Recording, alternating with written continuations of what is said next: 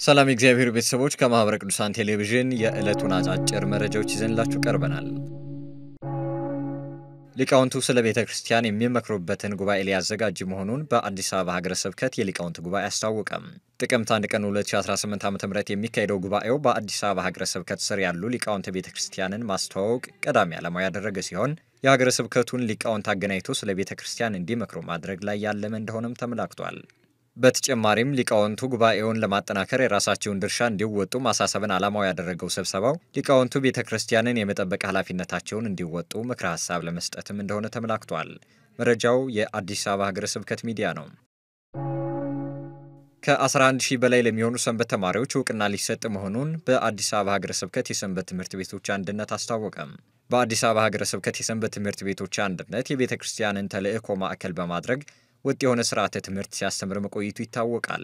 በአዲስ አበባ ከሚገኙ 164 በላይ አድባራትና ገዳማት የተውጣጡ ከ11 ሺህ በላይ ለሚሆኑ ተማሪዎች ወጥ በሆነ ስርዓተ ትምህርት ሲያስተምር የቆየው ሰንበት ትምህርት ቤት አንድነቱ በዚህ ስርዓተ ትምህርት ውስጥም ለ4ኛ፣ ለ8ኛና ለ10ኛ ክፍል ተማሪዎች ሀገር አቀፍ ፈተና ያስፈተነ ሲሆን ወደ ቀጣዩ የትምህርት ደረጃ ለተዘዋወሩ ተማሪዎች ጥቅምት 30 ቀን 2018 ዓ.ም እውቅና እንደሚሰጥም አስታውቋል።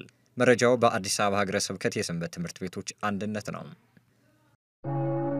በገነተ ጽጌ ቅዱስ ጊዮርጊስ ቤተ ክርስቲያን ቤተ መዘክር የሚገኙ ተንቀሳቃሽ ቅርሶች ምዝገባ ተከናወነ።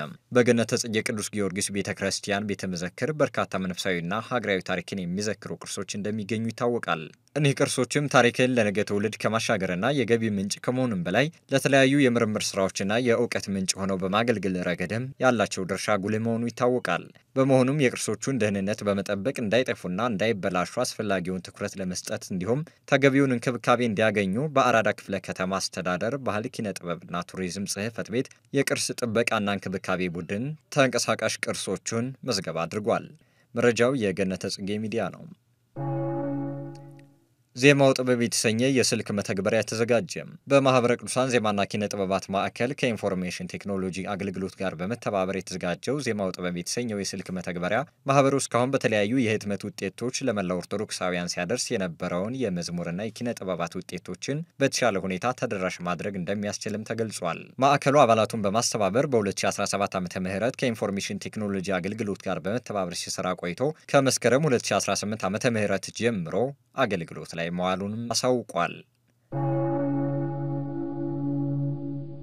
ለዕለቱ ያዝንላችሁ አጫጭር መረጃዎች የእስካሁኖቹን ይመስሉ ነበር። ሰላም እግዚአብሔር ከሁላችን ጋር ይሁን። ከቀሪ ጣቢያችን መሰናዶች ጋር መልካም ቆይታ